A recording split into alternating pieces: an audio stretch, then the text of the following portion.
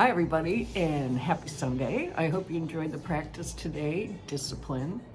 Kind of one of my favorite words, so we're going to get into that later. But first, let's talk about those breathing techniques and just being able to sit in that position for 27 minutes. Towards the end, I was starting to have a little trouble being still and sitting in that Sukhasana position. Did I get that right? I don't know. Anyway, you know what I'm talking about.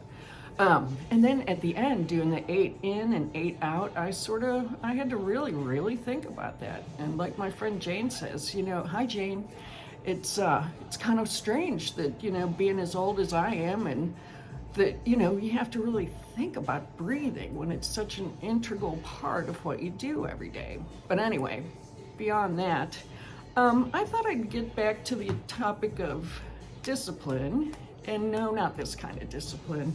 It's the kind of discipline, self-discipline that takes time to learn and it becomes something different for everybody through different phases of their lives. But I just wanted to share a little story about how I started appreciating the word discipline, and we'll hop in the Wayback Machine and let's go back to 1984. And I just graduated from Ohio State University with a degree in political science, supposed to go to law school, which takes discipline. But I needed a summer job, and I started working at this place called TGI Fridays in Columbus. And back in the day, that was one of the hot spots of social life back then. But my point being is, in order to achieve there, you had to be very disciplined. And in order to have the most fun and make the most money there, you had to be really disciplined. And that meant that you had to practice every day the rules that you were being taught and the standards that you were being taught. And if you didn't uphold those standards, everybody that you worked with would hold you up to those standards, because it was a team game, and if you didn't work for the team, you weren't going to be working there for very long.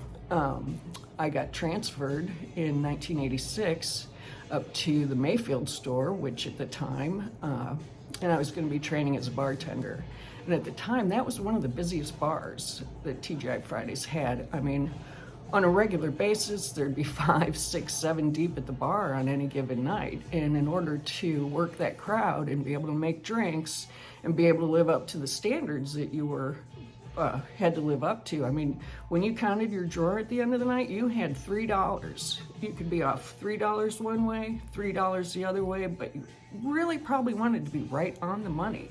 And in order to to make the drinks, to keep the chatter going, to keep everything cleaned and busy, it takes a lot of discipline. So let's fast forward a little bit, get moved over to the North Olmsted store. And again, one of the busiest stores in the country, and now I've become a manager.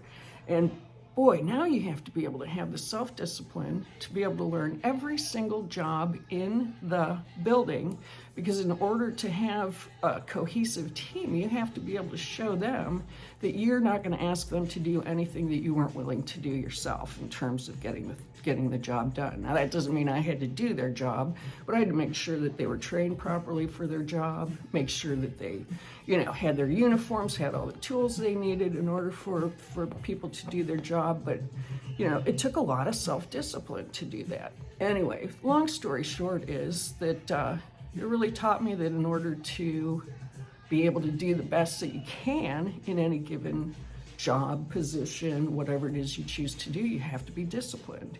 And once you get that discipline, and once you know the job by the rules inside and out, that's when you can really flourish. But anyway, those are my thoughts on discipline. And one of my favorite lines that I used to tell my people is that discipline is not the enemy of enthusiasm.